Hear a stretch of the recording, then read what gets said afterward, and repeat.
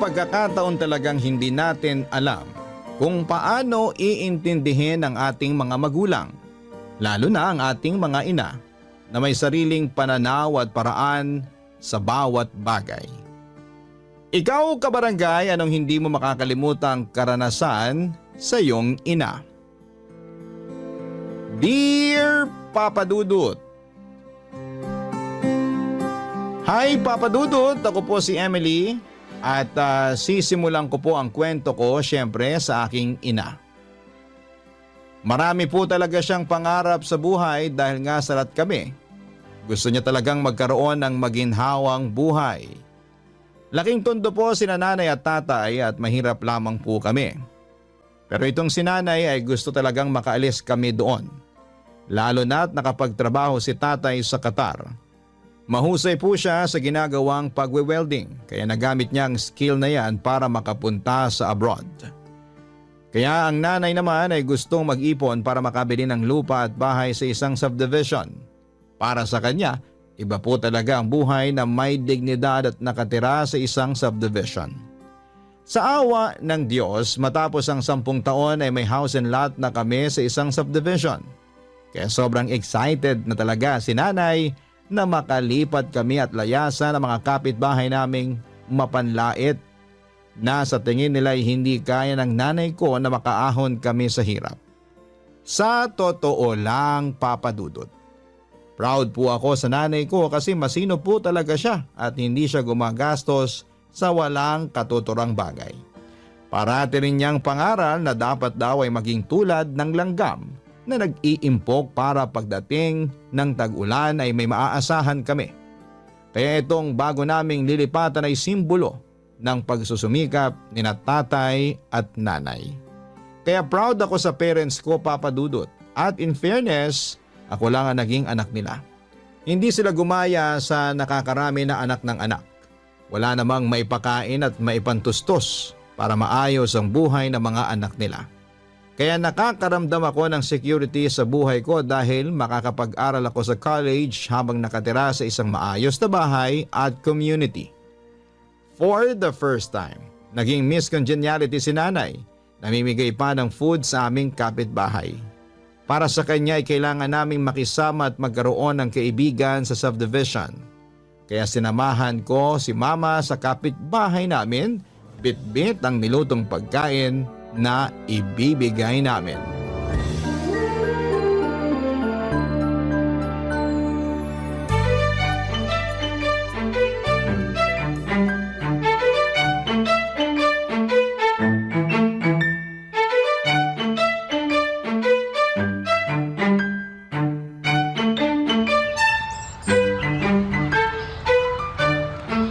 Ay, sandali. Kakatukin ko na tong gate, ha? Nay, may doorbell oh. Yun na yung pindutin mo. Ay, naku. Ang sosyal pala. Magkano kaya to? Nak, magpalagay din tayo nito, ha? Mukhang di naman natin kailangan, Nay. Ano ka ba? Dapat pumantay naman tayo sa kanila. Di bale, may naitabi pa ako para sa doorbell. Bongga ka talaga, Nay.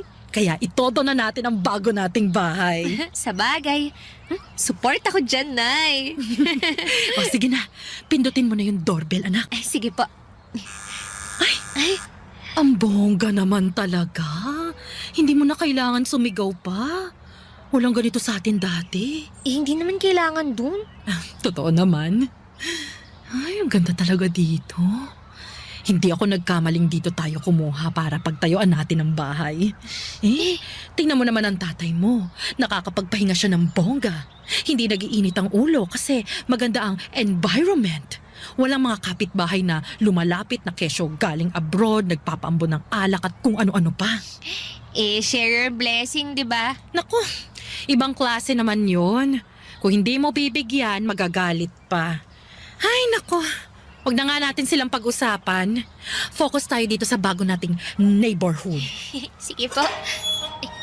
Sino po sila? Kami yung bagong lipat. Ay, may dala kaming food para sa inyo. Salamat po. Tuloy po kayo. Salamat naman. Sige po, isasarado ko lang po tong gate. Pasok po. Ito pala yung anak ko, si Emily. Ako naman si Dorothy, iho. Ah, Ay, ang ganda naman ng garden niyo. mahilig po kasi si Mama sa mga halaman. Tuloy po kayo. Ma'am, may bisita po tayo. Bagong lipat po sa tapat. Ah, talaga? Hello, neighbor. Ano yan? Nagluto po ako. Ipapatikim ko po sa inyo yung recipe ko. Adobo po. Masarap po yan. Oh, mukhang masarap nga, ano? Ah, salamat naman ha. Nag-abala pa kayo. Ay naku, hindi yan abala. Gusto ko rin namang makilala ang magiging kapitbahay namin. Ito pala yung anak ko, si Emily. Tapos ako naman si Dorothy. Nice to meet you. Ako naman si Nemya. Ito rin yung bunso ko, si Remjun. Ah, talaga? Ilan palang anak ninyo? Ang asawa nyo? Tatlo lang ang anak ko. May kanya-kanyang pamilya na yung dalawa. Si Remjun na lang yung college kong natira dito. Yung asawa ko, nasa US, nurse. Sabi ko sa'yo anak eh. Ah, excuse me, anong binulong nyo? Ah, kaya pala magandang bahay ninyo. Magandang trabaho ng mister nyo. Nagtutulungan naman kami. Teacher naman ako sa isang private school at president ng Homeowners Association dito sa subdivision natin. Kahit may edad na, kailangan pa rin magsumikap at maglingkod. Kayo ho pala, anong trabaho nyo? Wow! Bongga pala kayo, no? Ah, ako? Housekeeper. Asawa ko naman, nasa Qatar, nagtatrabaho. Babalik na rin siya sa susunod na linggo. Oh, that's good. Tsaka, salamat pala dito sa adobo, ha? Mukhang masarap po itong adobo ninyo. Katulong ko si Emily sa pagluto Ah, niyan. talaga? Marunong kang magluto, Emily? Oo. Tinuruan ako ni nanay. Ah, cool.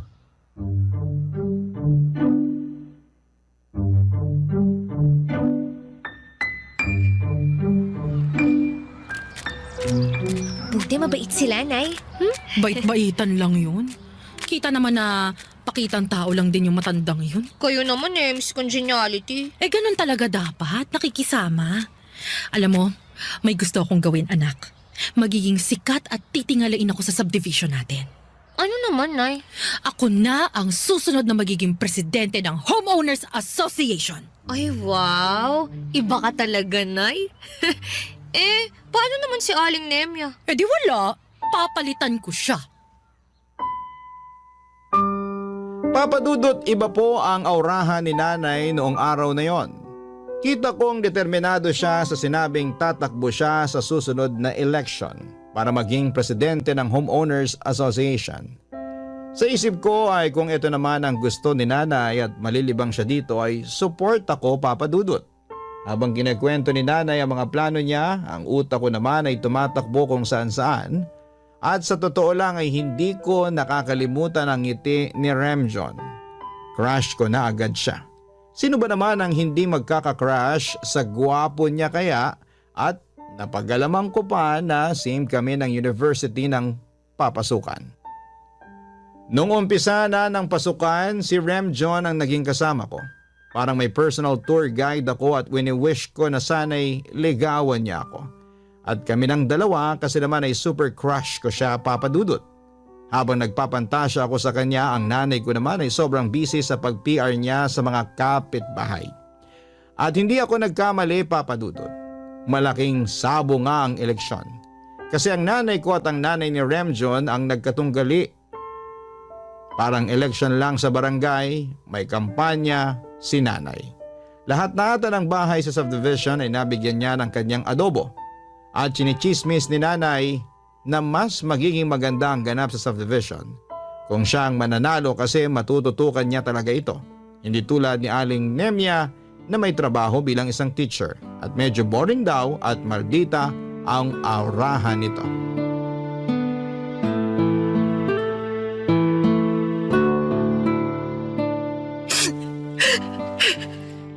Nay, naman na yan. Hindi ko matanggap. Hindi. Yun ho ang lumabas eh. Ang sabihin mo, dinaya ako ng Nemya na yan. Nay naman, hindi naman ho siguro. Anong hindi?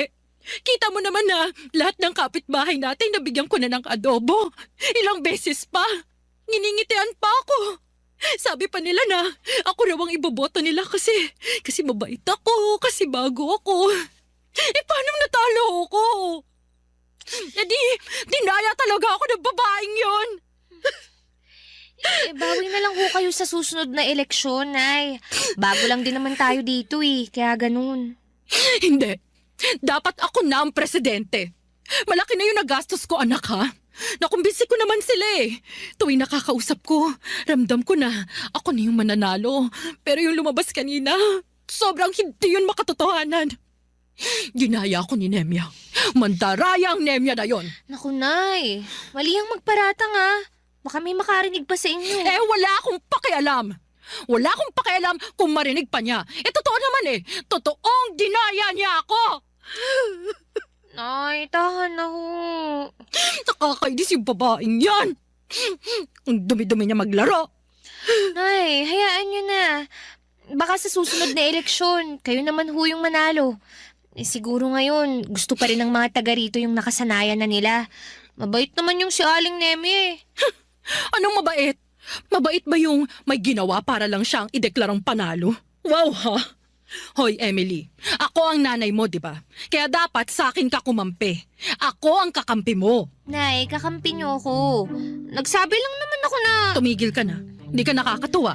Ay, gusto ko lang naman na kumalma ka Paano ako kakalma? Dinaya nga ako. Kaya ako natalo dahil may ginawang hindi maganda yung babaeng yon. Kaya kung ako sa'yo, huwag na huwag kang lalapit dun sa anak niya, ha? Layuan mo yung Remjo na yon. Ay, hala. Bakit napunta dun ang usapan? Kasi parehong-pareho sila. Kung anong puno, siyang bunga. Ay, wow. Ibang klase naman yan, Nay. Huwag na huwag mo akong masuway, Emily. Malilintikan ka sa akin. Naintindihan mo ba? Hoy, narinig mo ba ako? Naintindihan mo ba ang sinasabi ko? Opo. Gets ko, Nay. Nay, di ba kailangan nating mag-grocery? Lumakad na kaya tayo kaysa iyak ka ng iyak dyan. Nakakaiyak kayang matalo. O, di ba? Kita nyo, inamin nyo rin na natalo kayo. Ay, okay lang yan, Nay. Nanalo ka rin sa susunod. Hindi okay. Hindi ako natalo. Dinaya niya ako. At yun na nga, Papa Dudut, pinipigilan ko man si nanay ay hindi ko siya kayang kontrolin. Paniwalang paniwala talaga siya na dinadaya siya ni Aling Nemya at tinanggalan siya ng pagkakataon para manungkulan bilang presidente ng subdivision. Para sa kanya ito raw ang pagkakataon niya para mas respetuhin siya ng mga tao, lalo na ng mga kapitbahay namin. Walang araw at gabi na hindi siya naiinis dahil sa pagkatalo. At ang nakakainis nga ay pinagbawalan niya akong lumapit sa crush kong si Remjon. Naiinis ako, oo, pero pinipilit ko pa rin sundin si nanay. Minsan lang siya ganito, kaya pinagbigyan ko na. At kapag may pagkakataon naman ay pinapaliwanag ko naman sa kanya na dapat ay mag-move on na at mas maging mabuti na lamang sa mga kapitbahay at kapag may extra, magluto at mamahagi ng blessings. Kaso'y dinibdib niya talaga ang mga nangyari. Umabot na sa point na parang pa-fake news na ang banat ni nanay at chinichismis niya si Aling Nemya sa mga kapitbahay. Sinasaway ko pero hindi nagpapaawat. Sa tuwing nasa school ako ay doon lamang ako lumalapit kay Remjon, ang lalaking gusto kong manligaw sa akin. Magiging kami pa kaya sa mga pinaggagawa ni nanay? Yun ang parati kong tanong sa aking sarili ng mga araw na yon, Papa Dudut. Barangay Love Stories. Barangay Love Stories. Habang patuloy ang nanay ko sa mga paninira niya kay Aling Nemya, patuloy naman kami na naging malapit sa isa't isa ni Remjon.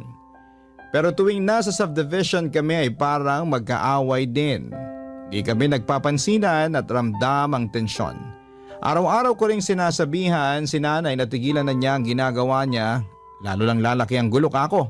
Hindi ito makakatulong kung gusto niya na maging maganda ang tingin sa kanya ng mga tao pero hindi nakikinig si nanay. May sarili siyang desisyon na sa tingin ko ay hindi kayang pigilan.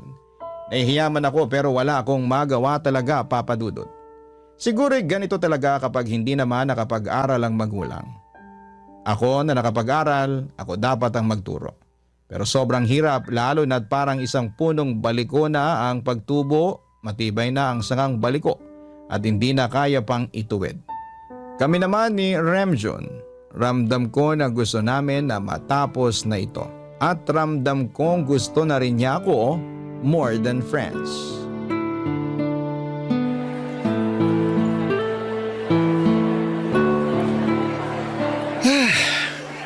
Solve na naman ang lunch ko.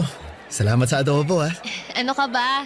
Alam kong sarap na sarap ka sa adobo namin eh. In fairness naman kasi, ang sarap-sarap ng recipe ninyo. Naaalala ko nga yung una kayong dumalaw sa amin eh. Yung mga araw na bati pa si na Mama at Tita Dorothy. Kaso, Yun na nga. Pagpasensyahan mo na lang ah. Hirap din kasing pagsabihan yung matatanda eh. Alam mo na. Ikaw ba? Pinagsasabihan mo ba yung mommy mo? yung nanay mo naman kasi. Nananahimik na nga si Mami pero sobrang below the belt na rin yung mga pinapakalat ng nanay mo, Emily. Nakakainis na rin kaya. Sa totoo lang, alam mo buti hindi ka ganun, no? Iba yung ugali mo. Nanay mo ba talaga yun? Teka nga muna. Mukhang iba na yung nararamdaman ko eh. Nanay ko pa rin siya, Remjun. Tsaka sabi ko nga sa'yo, pinagsasabihan ko naman, di ba? Pero may pinapakalat din naman si tita. Sabi niya na ganito ang ugali namin kasi galing kami sa hirap. Aba, minamaliit kami. No offense kasi naman, fake news peddler yung nanay mo. Kahit ano pinagkakalat para siraan ng mami ko. Una, yung sa election. Grabe, simpleng election sa homeowners. Naging ganito ang takbo dahil dun sa nanay mo. Baka nga totoong dinaya ang nanay ko. Hindi ako makapaniwala, pati ikaw? Sinabi niya kaya na galing kami sa hirap. Tsaka ramdam ko na sumasang-ayon ka sa nanay mo eh. Alangan namang sa akin. Siyempre, kampi ka sa nanay mo. Kasi Emily, sa pinapakita niya. Sa nangyayari ngayon, pinagchismisan ng pamilya natin dahil sa away nilang dalawa. Pagsabihan mo ang nanay mo na tumigil na sa pangmamata sa amin. Nagsumikap na nga ang mga magulang ko para maging maayos ang buhay namin eh. Tapos minamata pa nila kami na kesyo dati kaming mahirap, ganon. Look, sorry pero ganun ang nangyayari, Emily. Kaya pagsabihan mo rin yung nanay mo kasi ang nanay ko nananahimik naman. So ibig sabihin na dahil sa nanay ko, hindi na kayo naging tahimik? Wow ha! Wala nang patutunguhan tong usapan na to. Alam mo, hindi na healthy tong ganito. Hindi talaga. Sinisiraan mo ng nanay ko eh. Ang point ko lang, sana tigilan na niya yung pagpapakalat ng maling impormasyon. Hindi lang niya sinisiraan yung nanay ko, pati kami. Kaming buong pamilya sinisiraan niya. May trabaho yung nanay ko, busy siya sa buhay niya, pero yung nanay mo busy sa paninira. Gawain ba yan ng... Nang ano? Nang galing sa mahirap? Emily, alam ko na gusto natin ang isa't isa, pero nasa alanganing sitwasyon tayo dahil dun sa nanay mo. Sus, ang arte mo. Ang sabihin mo, mata pobre kayo. Emily, alam mo, nagiging toxic na talaga to. Ano bang ina-expect mo? Maging positibo tong pag-uusap natin matapos mong siraan ng nanay ko? Nanay mo kasi blue. Ikaw na sa nanay mong pink. At hindi sad ang nanay ko ha? Naiinis lang siya kasi dahil sa mga ginagawa rin ng nanay mo. Paikot-ikot na lang tong usapan natin, Emily. Pansin mo? Di hinto na. Diyan ka na nga. Ewan ko sa'yo. Ewan ko rin sa'yo at sa nanay mong blue. Hindi pala siya pink. Nasaktan ako, Papa Dudut. Nasira ang pagkakaibigan naming dalawa ni Remjun at naunsyamina ang anumang namamagitan sa amin. Gustong-gusto ko pa naman siya. Siya kasi ang Ruru Madrid ng buhay ko. Pero tinanggap ko na sa araw na yon na baka hindi nga kami para sa isa't isa. Kasi paano kami magsasama kung ang mga nanay namin ay mortal na magkaaway? Parang nasa teleserye sa hapon. Sa totoo lang ay hindi ko naman masisisi rin ang nanay ni Remjun na mainis, pero hindi ko rin masisisi ang nanay ko kasi may naririnig din siyang panlalait sa buhay namin. Hanggang sa may dumating na masamang balita, kailangang umuwi ng bansa si tatay. Nagkaroon siya ng injury at hindi na makapagtatrabaho. Sobrang devastated kami. Nangangamba kasi nag-aaral pa ako. Malaki rin ang gastos sa mga check-up ni tatay. At ang malala pa ay may nakitang ibang sakit sa kanyang doktor na mas lalong pinanghihinaan namin ang loob. Isa talaga itong dagok sa aming pamilya, Papa Dudut.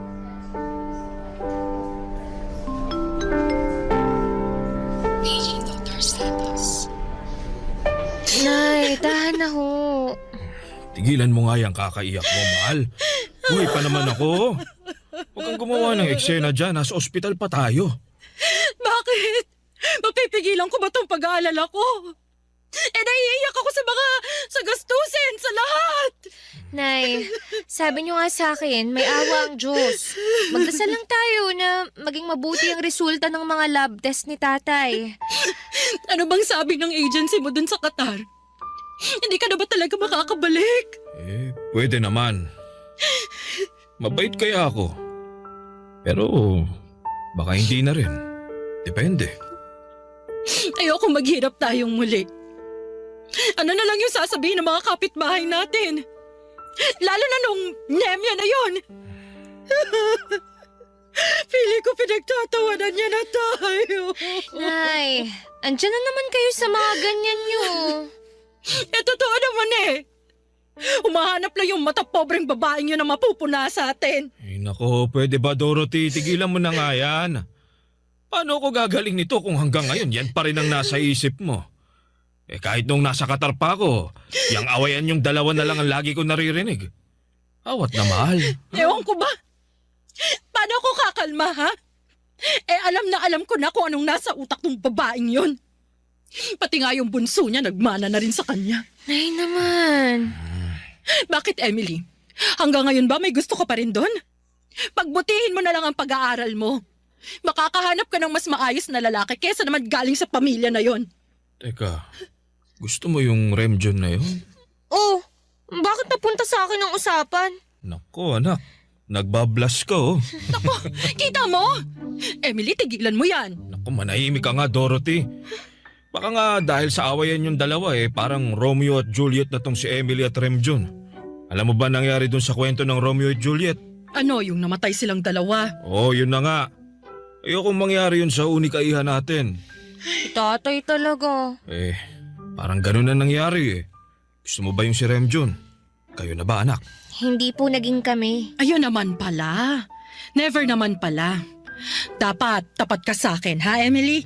Tapat naman po ako sa inyo Pero ang totoo po, gusto ko po si Remjon. Ayun. Tapat ka nga anak. Tigilan mo yan, Emily! Romeo at Juliet. Tandaan mo. Ewan ko sa inyo mag-ama. Tayo naman.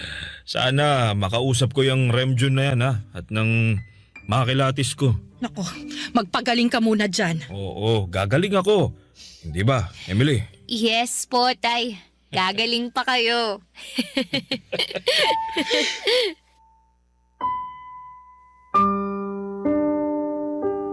Sa totoo lang, Papa Dudut, sobrang natakot po talaga ako sa maaring resulta sa mga lab test ni tatay.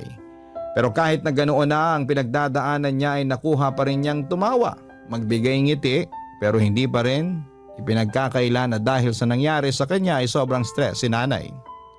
Walang pumapasok na pera pero palabas dahil sa mga gamot at check-up. Financially ay nagkakaproblema na kami at parang kailangan naming ibenta ang bahay namin sa subdivision para lamang sa tuition ko at sa mga gamot ni tatay. May cancer si tatay pero early stage pa lang kaya malaki pa ang chance niyang gumaling. Kaya kung ano ang sabi ng doktor ay sinusunod talaga ni tatay dahil umaasa pa rin siyang makakabalik siya sa pagtatrabaho sa oras na gumaling siya. Tiningnan ko ang 4 na sulok ng aming bahay. Ayaw ko rin na mawala ito sa amin.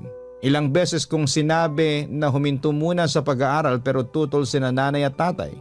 Gusto nila na makapagtapos ako dahil ito lang daw ang pamanang pwede nilang ibigay na hindi mananakaw sa akin ang edukasyon, Papa Dudut. Barangay Love Stories. Barangay Love Stories. Papa Dudut, lahat ng pagtitipid ay ginawa na po namin. Natigil na rin ang dating ginawa ni nanay na pinagchichismisan lang si Aling Nemya. Mas nag-focus siya sa pag-aayos ng lahat, sa pagbabudget ng pera at sa pagsisimula ng bago niyang negosyo. Isang malit na karinderya at kailangan pa rin na may kinikita kasi nga wala ring trabaho si tatay. At need niya talaga na magpahinga lang para gumaling. At kapag walang pasok naman, syempre ay tumutulong ako kay nanay at alam nyo kung ano pa ang naging magandang nangyari kahit papaano dahil sa challenge na ito sa buhay namin. Muli akong kinausap ni Remjon. Kapag nasa eskwelahan kami ay parati niya akong sinasabay sa pagkain at hindi nagtagal ay naging kami ni Remjon at itinago namin ito sa aming mga magulang. Gusto namin na ipaalam sa kanila kapag nagkaayos na talaga sina nanay at tita Nemya. Kaya binalak ni Remjon na unti-unting ipaintindi sa mami niya ang sitwasyon ng nanay ko. Ako naman ay ginagawa ko rin na ipaliwanag sa nanay ko ang pinanggagalingan ni tita hanggang isang araw.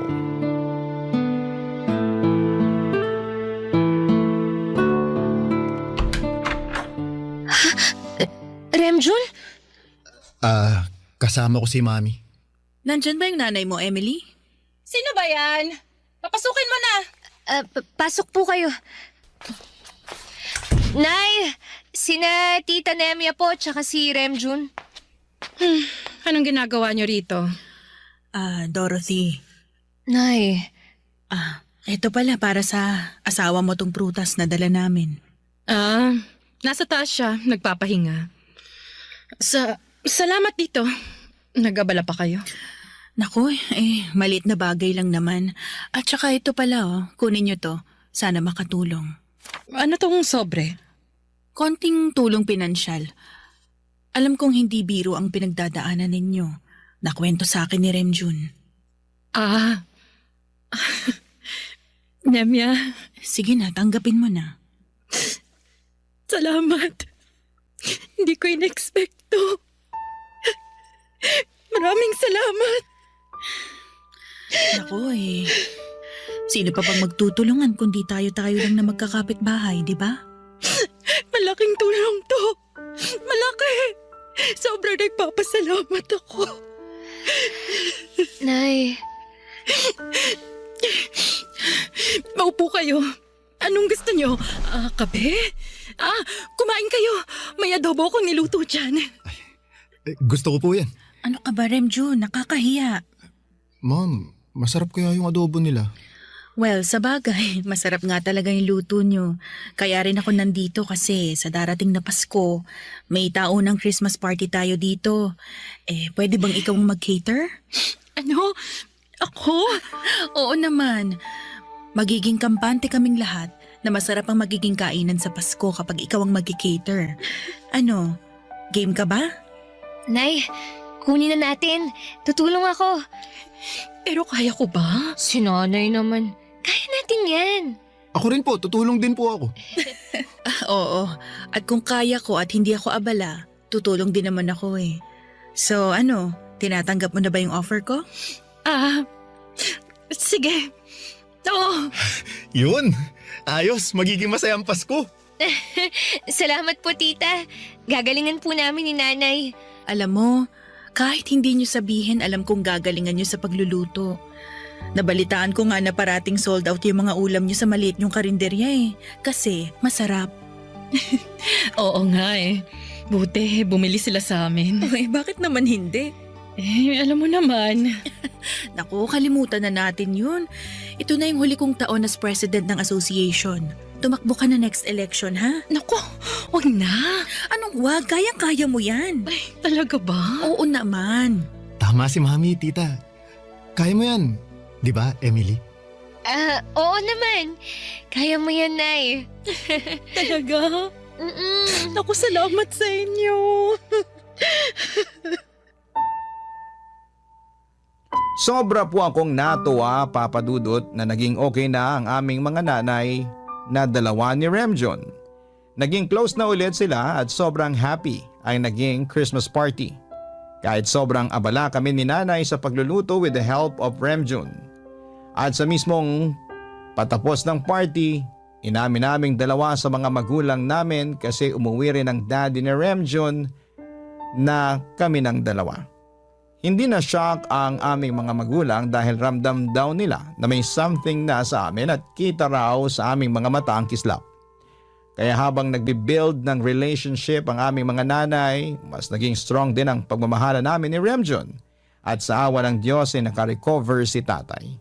At sobrang tuwa ko nang graduate ako kasabay ni Remjon dahil alam kong maayos na ang lagay ni tatay kahit na hindi pa siya nakabalik sa abroad.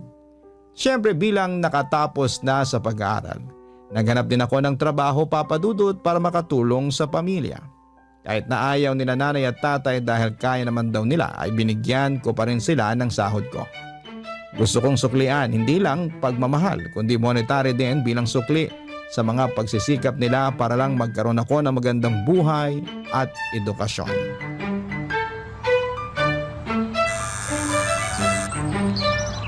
Anak, naalala mo yung unang beses nating mag-doorbell dito? Siyempre naman, Nay. Alam mo, kita ko sa mga mata mo noon na crush mo na agad si Remjun. Talaga? We... Totoo! At halata ring hindi lang sa adobo natuwa ang mokong na yon. Pati na rin sa kagandahan mo, anak. Sus, grabe kayo ah. Pero totoo naman. Ay, ang landi-landi ng anak ko. Hello, tita. Emily, pasok kayo. Wow! Adobo ba yan? Ay naku, hindi. Joke lang. Oo naman.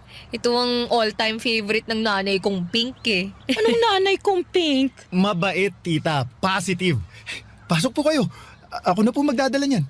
So dati kasi negative ako, hindi ako pink. Blue ka dati, Nay. Ibig sabihin nun, sad. Ah, blue. Sad. Mm-mm. Ano yung blue sad na naririnig ko, ha? Eh, itong mga anak natin, may pakulay pala. Parang ano lang, gender reveal. Ako, wag niyong sabihin. Oy, nanay ha. Hindi pa kami nagganon. Gusto ko kasal muna bago, alam mo na, bago ko isuko yung bataan. Naku, mabuti yan. Itong si Remjun nga pinagsasabihan ko talaga na hintayin mo nang maikasal bago gawin yung mga bagay na ganyan. Willing to wait naman ako, mami. So, kailan na nga ba yung kasal? Graduate naman na kayo. May mga trabaho. Gusto ko na rin magkaapo sa'yo. Ay, tama. Gusto ko na rin magkaapo. Kailan na nga bang kasal? Atat na atat din kayo ha. Ay, syempre. Hindi na lang kami neighborhood ni Nemia. Magiging balae pa kami. Ako, ay totoo yan. Kailan na ba ang kasal para makapaghanda na tayo? Ang tanong, nakapag-propose ka na ba, Remjun? May singsing ka na bang nabili? Panira talaga kayo. Alam nyo, may plano sana ako pero ngayon ko na nga gagawin. Ano ba yon? Sandali, kukunin ko lang. Anong kukunin? Naku, ewan ko sa batang yan. Parang gusto kong kumain na agad ah. O sige, kain na tayo. O ayan, mas special talaga to ngayon. Mas masarap yan, tita. Emily, Anong ginagawa mo? Bakit ka lumuluhod sa harapan ko? Naku anak, magpo-propose na si Remjun. tama kayo, tita. Emily, will you marry me? Anong ano? Sagutin mo na ang anak ko ng yes. Di... Yes! Talaga? Oo naman. Kakaloka ka. I love you, mahal. I love you too, mahal. Oh, ano pang hinihintay nyo? Huwag na kayong mahiya. Okay lang na mag-kiss kayo kahit nasa labi pa. Nay naman. Talaga po, O teka, sandali. Ano mo ng motive ng kasal? Siguro blue and pink.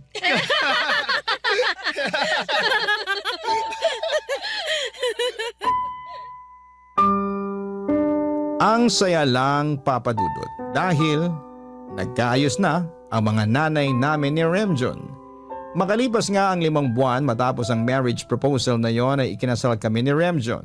Blue at pink ang kulay. Sa side ko ay pink at sa side ni Remjun ay blue, kaya inaasar ko siyang nanay mo blue dahil sa kulay. Tawanan lang kami at sobrang happy lang ng kasal, Papa Dudut. Naging presidente din ang nanay ko sa association sa wakas at si Mami Nemia ang naging advisor niya. Naging stable naman ang karinderya ni nanay kahit papaano ay eto ang pinagkakabalahan niya at pagiging presidente ng Homeowners Association. Dahil nga sa mga nakapag-ipon na kaming dalawa ni Remjun ay nakabili din kami ng sarili naming unit sa subdivision. Neighborhood namin ang aming mga parents at sobrang saya po ng aming samahan. Dating magkaaway, ngayon ay super balain na. Thank you po Papa Dudut sa pagbabahagi ninyo ng kwento ko. At mga nanay namin na mahal namin ang asawa kong si Remjun. Sa ngayon po ay may 2 na kaming anak kaya sobrang saya po ng bahay. Hindi blue ang aming pagsasama. Ang inyong forever kapuso at kabarangay, Emily. Uy, kabarangay! Agree ka ba sa ending ng ating barangay love stories na ito? I-share mo na ang feelings mo sa ating comment section. Ang mga kwento ng pag-ibig, kwento ng buhay, at kwento ng pag-asa dito sa Barangay Love Stories.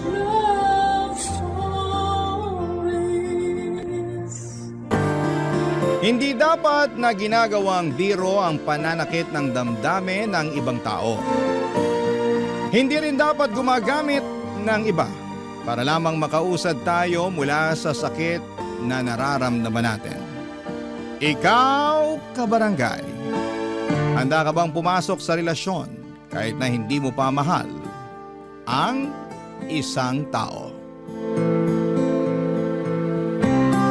Dear Papa Dudut, itago niyo na lamang po ako sa pangalang Nela. 29 years old na ngayon at nagtatrabaho bilang isang IT specialist. Nagkaroon ako ng long-time boyfriend noon.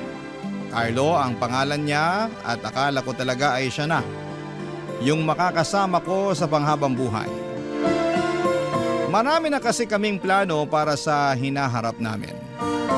Mga plano na ako na lang pala ang may gustong tuparin. Dahil bigla na lang niyang tinapos ang 6 na taong relasyon namin noon. Ang sabi niya noong unay naguguluhan daw siya sa nararamdaman niya. At magulo rin daw silang magkakapatid noon. Ayoko mang pumayag ay wala na akong nagawa pa pero pagkalipas lamang ng 3 buwan mula nang maghiwalay kami, nalaman ko na lamang na pakakasalan na niya ang bagong girlfriend niya na buntis na noon. Doon na naging malinaw sa akin ang lahat, Papa Dudut. Nasaktan talaga ako ng sobra at hindi ko alam kung paano magsisimulang muli. Halos araw-araw akong umiiyak sa tuwing naaalala ko ang relasyon namin ni Carlo. Hanggang sa imbitahan ako ng kaibigan at katrabaho ko na si Camille na magbakasyon muna sa probinsya nila sa parteng Visayas. Gusto niya raw na tulungan ako na makapag-move on.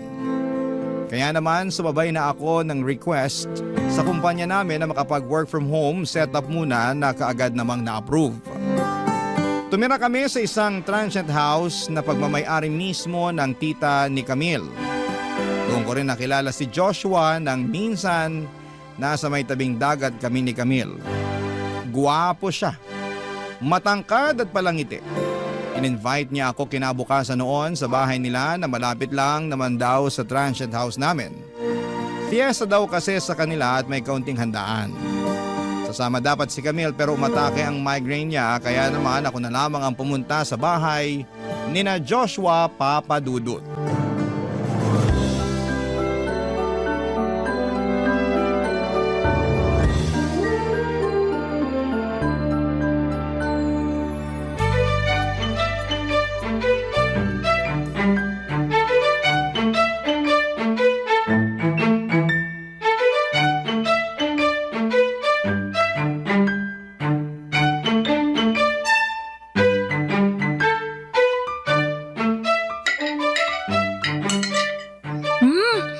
Ang sarap nitong pansit, Joshua.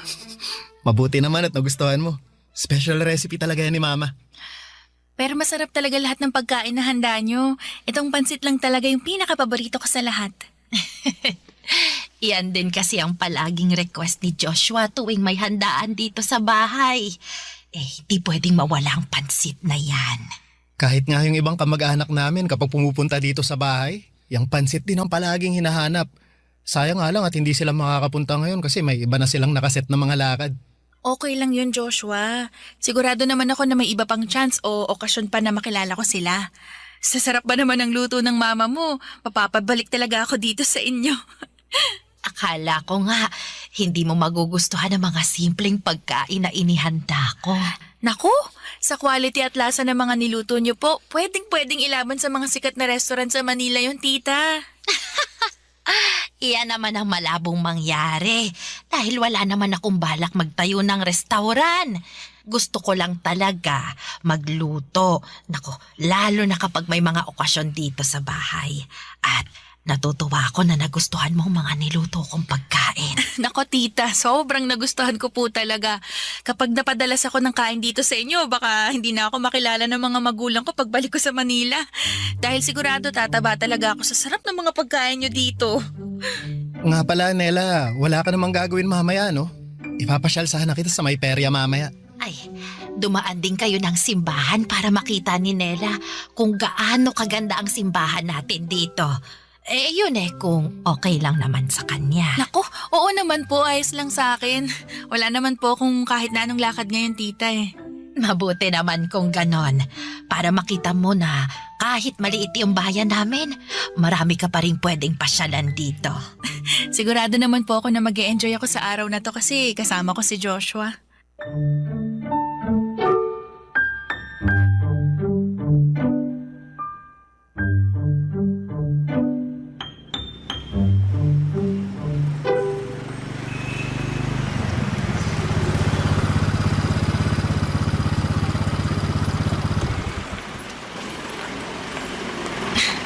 Joshua, thank you sa paghatid mo sa akin pa uwi ha. Wala yon, sana nag-enjoy ka kanina. Naku, kung alam mo lang. Sobrang nag-enjoy talaga ako kanina. Naubos nga yung energy ko sa katatawa dahil sa mga joke na baon mo Tapos sobrang ganda pa ng lugar na pinasyalan natin kanina. Sobrang relaxing talaga. Ako rin, sobrang nag-enjoy ako kanina. Lalo na nung hinawakan mo yung kamay ko habang naglalakad tayo sa may tulay kanina. Bakit? Ayaw mo ba yung ginawa ko na yun? Siyempre, sobrang gusto, Nela. Nagulat lang talaga ako, tsaka natatakot ako na baka isipin mo na sinasamantala ko yung kabaitan mo. Gusto ko lang talaga na ma-enjoy mo ang lugar namin at yung bakasyon mo. Para saan yung halik na yon? Para ipaalam sa'yo na sobrang nag-enjoy ako nakasama ka. Ang dami mo pa kasing sinasabi. Sorry. Sige, uuwi na rin ako para makapagpahinga ka na. Okay, sige. Ingat ka sa pagmumotor mo ha. Salamat. See you tomorrow. Oo naman, pupuntahan kita ulit dito. See you bukas. Bye.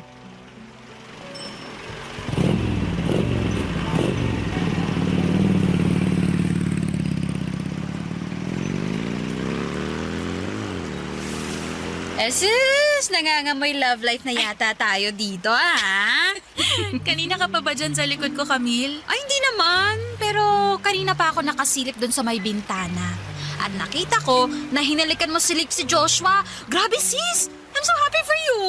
Finally, makakalimutan mo talaga yung ex mo dahil dyan sa bago mong love life. Bagong love life ka dyan. Hindi ko jojowain si Joshua, no? Hala, bakit may goodbye kiss ka pa sa lips kanina? Ano ka ba? Etos lang yun.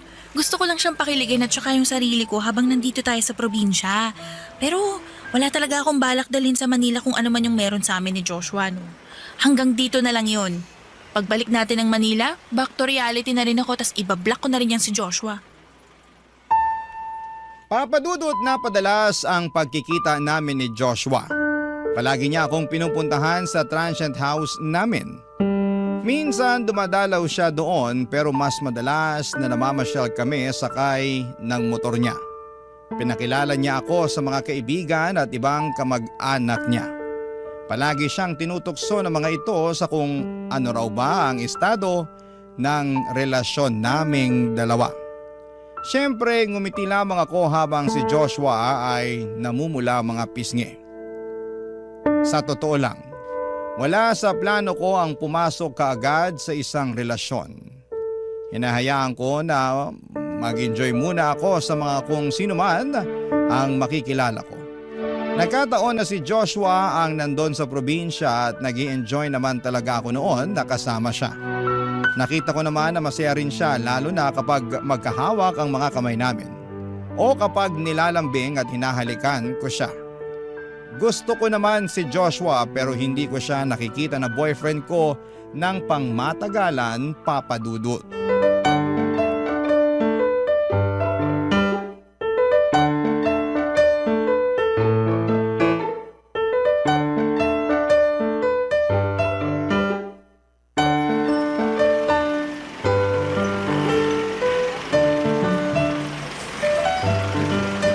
Girl, una na ako sa loob ng airport ha!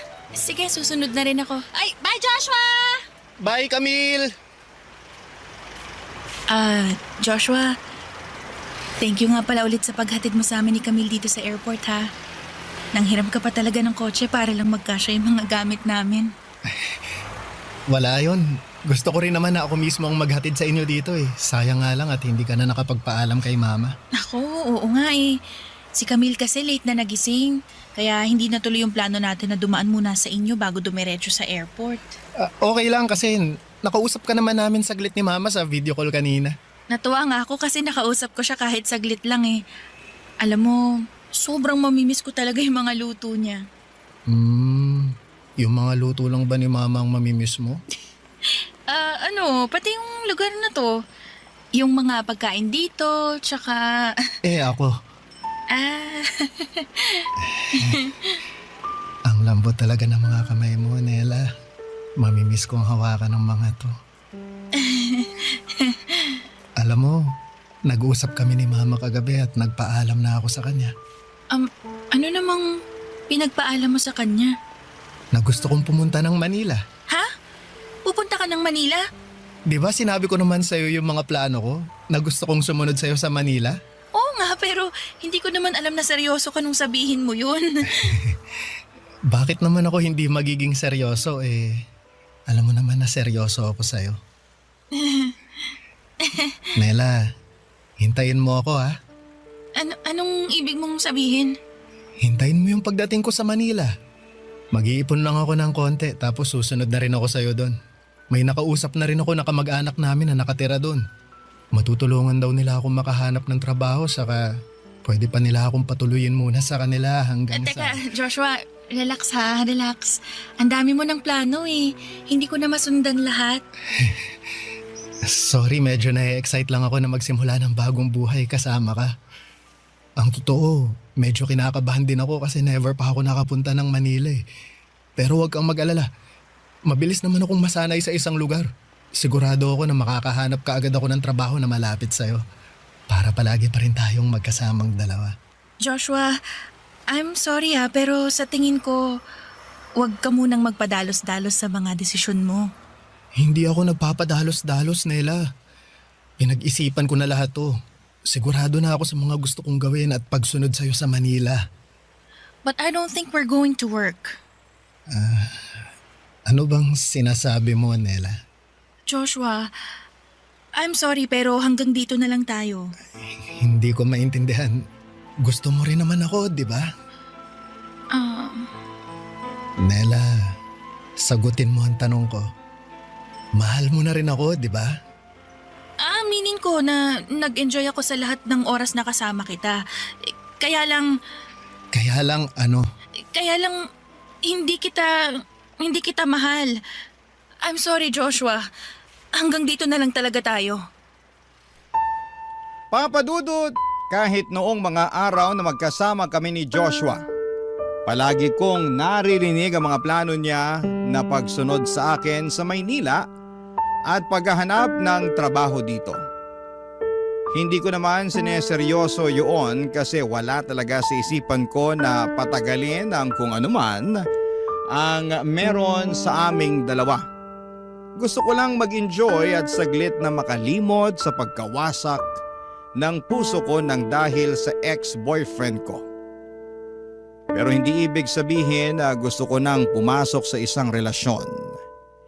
Nagigilty din naman ako sa mga sinabi ko sa kanya lalo na nang naluluhan na niya akong niyakap ng mahigpit.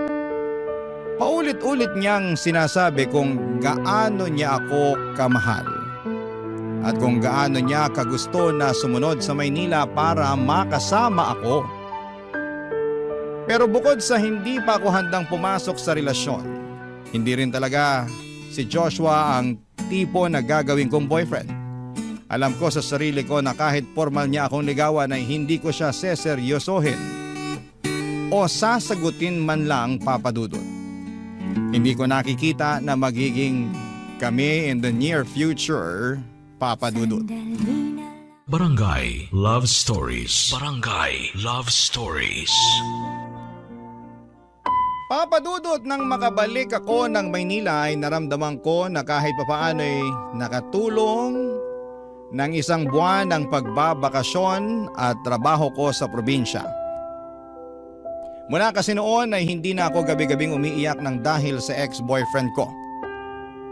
Hindi ko na rin siya masyadong naaalala at kung pumasok man siya sa isipan ko ay napapailing na lamang ako at hindi na naiiyak kagaya noong bago pa lamang kaming naghiwalay. Si Joshua naman ay panay pa rin ang pagtitext at chat sa akin noon, Papa Dudut. Halos araw-araw ay tumatawag din siya sa akin. Kahit blinak ko na ang number niya at mga social media accounts. Kaya lang gumagamit pa rin po siya noon ng ibang mga number at nagka-create pa ng ilang dami account para i-message ako sa aking Facebook.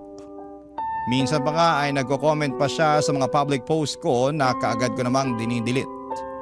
Kaya naman nag-decide na po ako noong i-private na ang lahat ng mga social media accounts ko, Papa Dudut.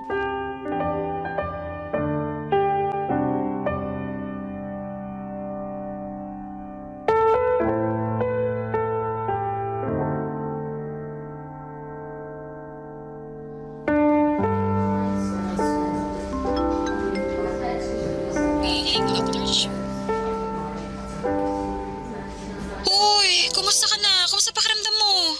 Ito, medyo mabigat pa rin yung pakiramdam ko pero mas okay naman kaysa kahapon. Pasensya na pala kung ikaw yung sumalo ng trabaho ko, ha? Ano ka ba? Ayos lang yun. Mas mahalaga na makapagpahinga ka ngayon. Ano daw ba yung sakit mo? Di ko pa nga alam kasi wala pa yung resulta ng blood at lab test ko. Ngayon pa lang makukuha ni Mami. Pero alam mo, pakiramdam ko dengue to eh. Talaga? Paano mo naman nasabi? Parang lahat kasi ng sintomas naramdaman ko kahapon eh. Kaya nung sabihin ng doktor na kailangan ko magpa-confine, pumayag na kagad ako. Taas na rin kasi ng lagnat ko, saka parang mahihimatay na ako sa sobrang bigat ng pakiramdam eh. Kaya nga magpahinga ka lang na mabuti para makabalik ka na dito sa office at makapagtsikahan na ulit tayo. Ay nako, yan talaga yung una kong gagawin kasi sobrang boring dito sa ospital. Ramdam ko nga. Sige na girl. Kailangan ko rin ibabatong tawag at may mga kailangan pa akong tapusing trabaho. Get well soon ulit ha. Salamat Camille, bye.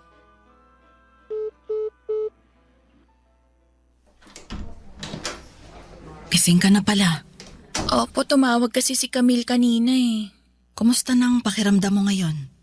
Mas maayos na po kaysa kahapon. Ang haba rin po kasi ng tulog ko, umiepekto na rin siguro yung mga gamot na pinainom sa akin. Mabuti naman kung ganun. Nag-alala talaga ako kasi ramdam ko yung panghihina mo kanina. Tapos ang taas pa ng lagnat mo. Hirap pa nga rin po talaga ako makabangon kaya tumawag na po ako kagad sa opisina para ipaalam na hindi pa ako makakapasok.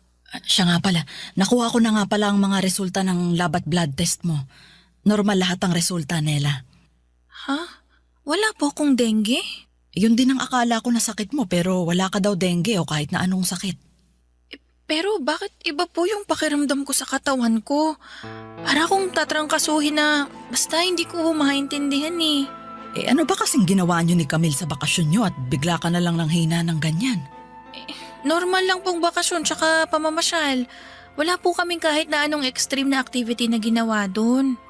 Pero bakit naman parang masyadong nabugbog yung katawan mo sa pagod? Di ko rin po alam, Mami. Basta paggising ko kahapon, para akong nag-gym ng 1 buong linggo dahil sa sobrang sakit ng katawan. Papa Dudut, sobrang weird talaga ng pakiramdam ko ng umaga na yon. Masakit lahat ng parte ng katawan ko. Pati paglalakad noon ay nahihirapan ako kaya pumayag na kaagad ako na magpa-confine. Sa dami ng test na ginawa sa akin ay hindi rin nila nalaman kung ano ang naging dahilan ng biglang panghihina ng katawan ko. Ilang ulit din nagtatanong sina Mommy at Daddy noon tungkol sa mga ginawa namin sa probinsya. Inisip kasi nila na baka kung ano-anong activity ang ginawa namin kaya sumakit na lamang bigla ng gano'n ang katawan ko. Pero bukod sa pagtatrabaho sa transient house at pamamasyal kasama si Joshua ay wala na akong ibang natatandaan na ginawa namin. Mabuti na lang kahit papaano ay nagsimulang gumaan ang pakiramdam ko sa paglipas ng 3 araw. Umuwi na ako ng bahay at kinabukasan ay nakabalik na rin po ako sa pagtatrabaho. Nagsimula nang maging normal ang lahat sa buhay ko dahil hindi na rin nangungulit pa si Joshua. Pero isang kakaibang pangyayari ang naranasan ng katawan ko noon, Papa Dudut.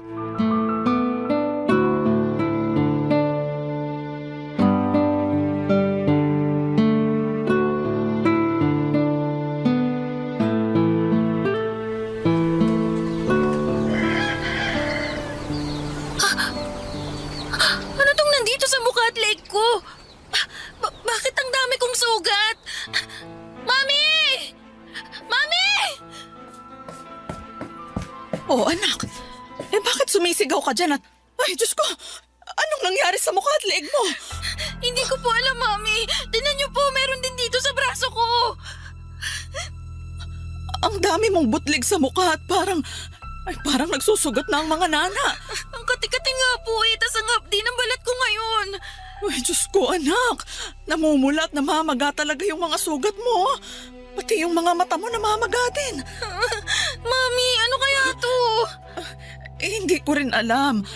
Ang mabuti pa magpalit ka na ng damit at pupunta tayo ng ospital ngayon din.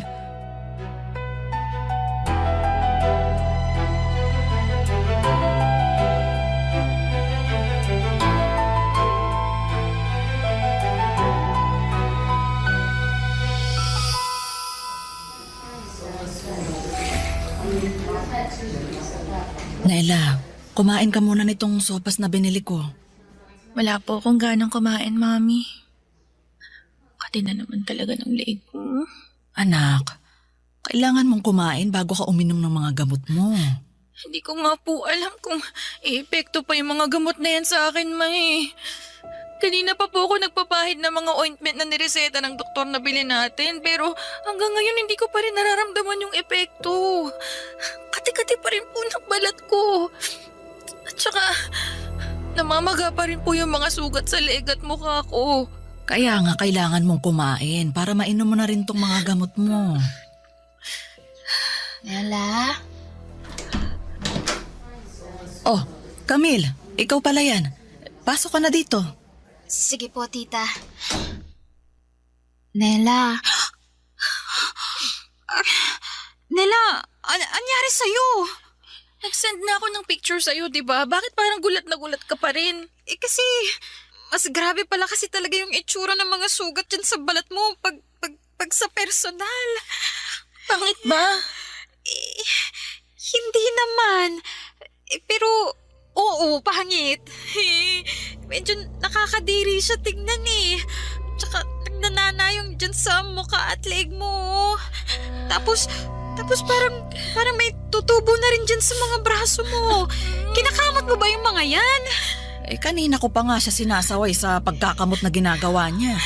Sobrang kati naman po kasi talaga, Mami. Kaya ang hirap pigilan. Ano daw sabi ng doktor? Hindi nila malaman kung anong klase ng rashes o sugat tong lumalabas sa balat ko. Hindi naman daw skin asthma o allergy.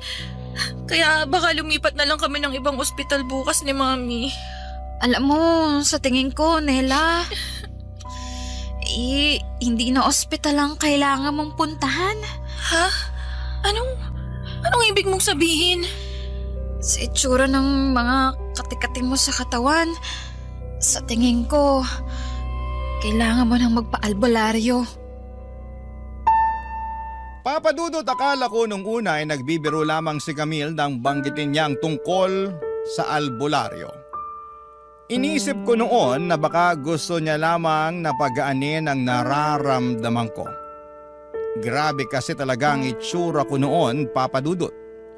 Para akong may bulutong na mas malala pa doon. Magkakaibang sugat ang tumutubo sa mukha at buong katawan ko. Pero lahat sila ay sobrang kate na para bang may kung anong lalabas mula sa balat ko. Kaya naman awang-awa talaga sa akin si Camille, lalo na nang mas matagal niyang matitigan ang balat ko. Nakita niya kung paano ako nasasaktan sa bawat pagkilos ko. Papa Dudut, hindi ako masyadong naniniwala sa mga maligno o ano pang mga may kinalaman sa kababalaghan. Mas pinapaniwalaan ko pa ang kakayahan ng siyensya.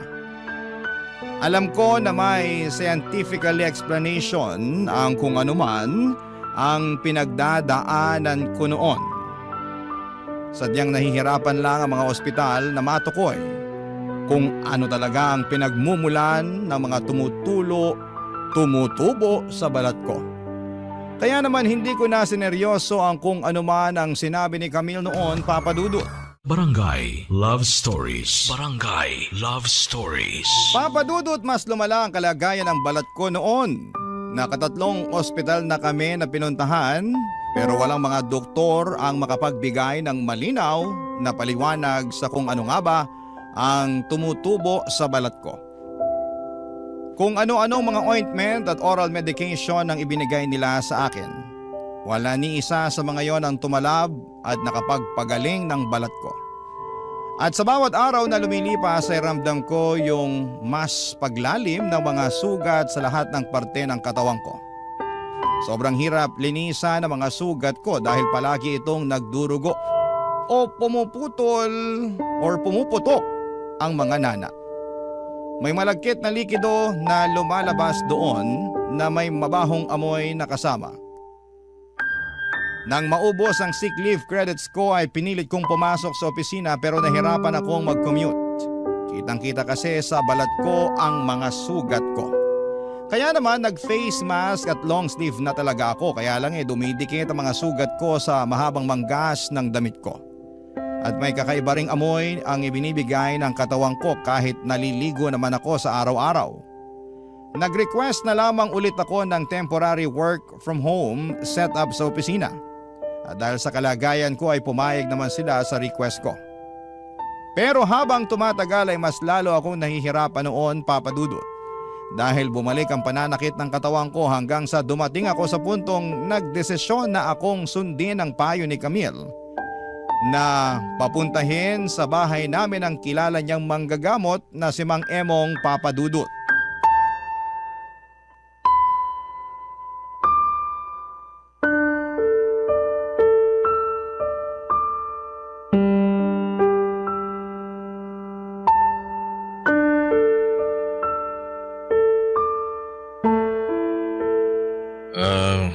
Kumusta na ang pakiramdam mo ngayon, Nela?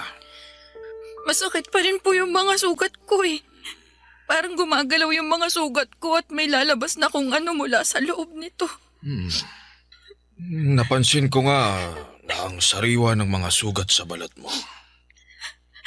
Mang Emong, ang sakit din po ng buong katawan ko eh.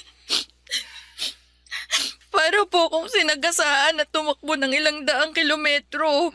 Uminom na nga po ako ng gamot sa sakit ng katawan pero wala po talagang epekto eh.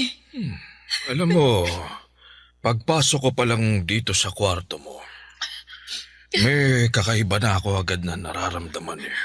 Ano pong ibig niyong sabihin? Nela, meron ka bang nakaaway bago mo naramdaman ang lahat ng ito? Nakaaway? Wala naman po, Mang Emong. Mabait na bata ang anak ko. Kahit sa kapitbahay o mga kamag-anak namin, wala siyang nakakasamaan ng loob. Kahit po sa opisina, wala akong natatandaan na nakakaaway ko.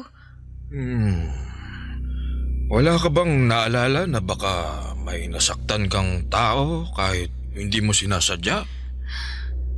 Wala naman po kasi hindi po talaga ako palaaway tsaka... Nela, si Joshua. Sinong Joshua? Yung yung lalaking nagkagusto kay Nela nung nasa probinsya kami. Naging boyfriend mo ba siya? Hindi po, Mami, pero gusto niyang sumunod dito sa Manila para makasama ako. Pero sinabihan ko siya na wag na. Kasi ayoko na siyang paasahin palalo.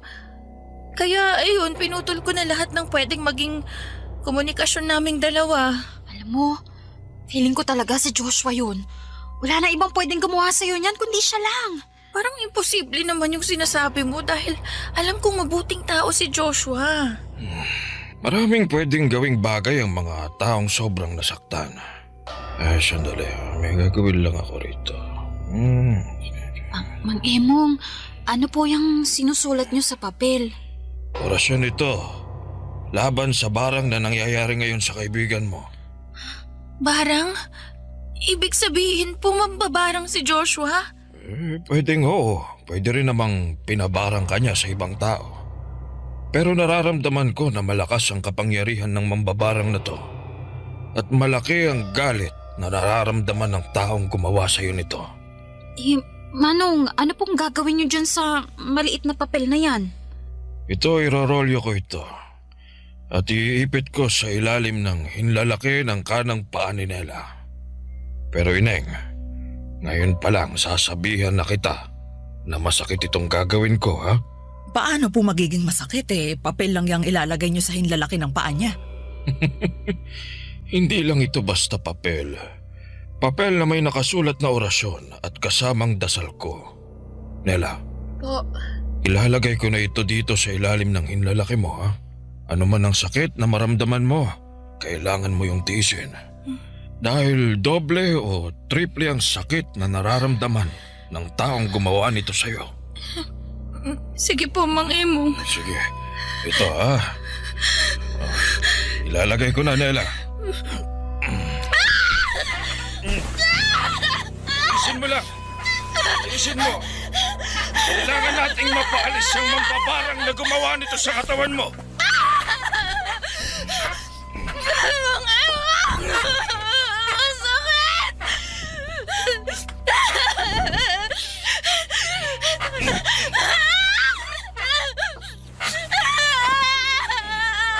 Kung sino ka mang mambabarang ka, tigilan mo na ang katawan ng babaeng ito!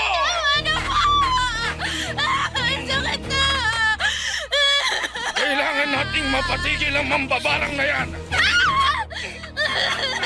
Tinisin mo ang sakit, Nela! Dahil mas nasasaktan ng mambabarang sa oras na to! Kaya ikaw mambabarang ka! Tigil mo na yung ginagawa mo sa katawan ni Nela! Tigilan mo na ang pambabarang mo sa kanya! Mang Emong, ayoko na po. Sobrang sakit na po talaga. Tama na po. Mang Emong, ayoko na po. Sobrang sakit na po talaga. Tama na po.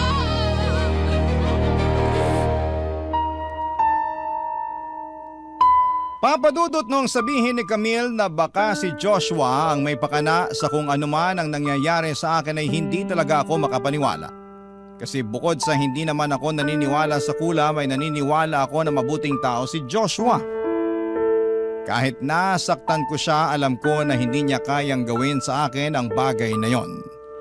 Sa maikling panahon na nakasama at nakilala ko siya ay sigurado ako na mabuti siyang tao. Hindi ko rin alam kung may epekto pa ba talaga sa kanya yung ginawa ng albularyo sa akin, pero sobrang sakit talaga physically nung ginawa niyang pag-ipit ng rolyo sa daliri ng hinlalaki ng kanang paa ko. Pakiramdam ko ay parang sinusunog o pinapako ang daliri ng mga paa ko. Ang sabi ng albularyo ay doble o triple raw ang sakit na nararamdaman ng taong kumukulam sa akin dahil sa ginagawa niya. Pero pagkatapos nga raw ng lahat ng yon ay wala ring nangyaring pagbabago sa mga sugat ko. Mas lalo pa ngang lumala ang mga sugat sa balat ko. Sinubukan naming kontakin si Joshua para humingi ng tawad sa kanya. Inunblock ko lahat ng social media account at cellphone number na ginamit niya noon para makontak ako. Kaya lang ay wala na rin akong makontak alinman sa mga account o cellphone numbers na yon. Papa Dudut.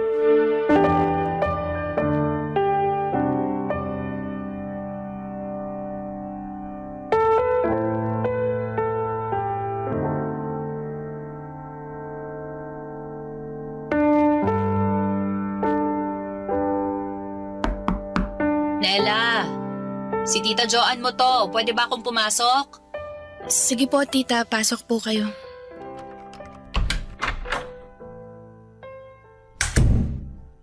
Kumusta ka na? Ayos lang naman po.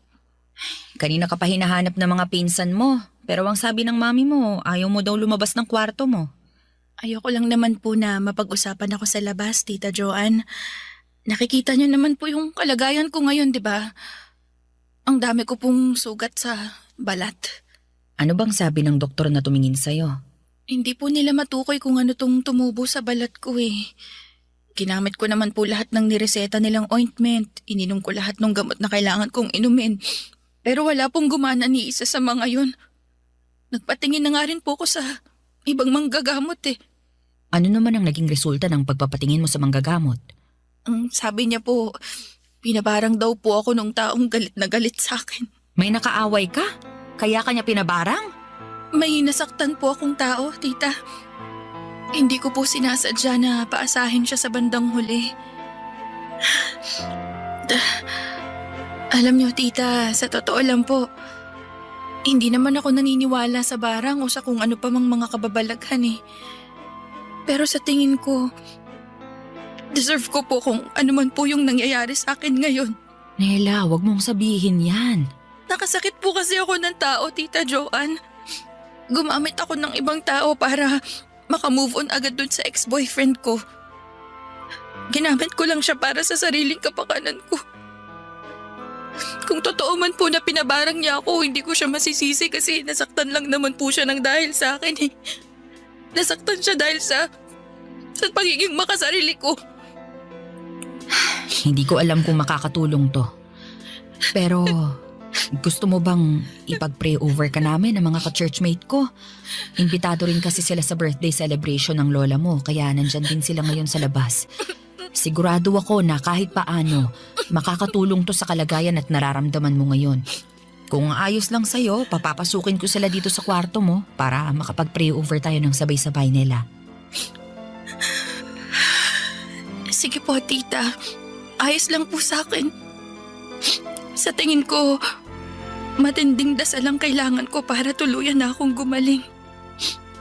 Sadyang nakalimutan ko lang na may Diyos pala. At yun ang kailangan kong ibalik sa buhay ko. Ang pananampalataya ako sa Diyos.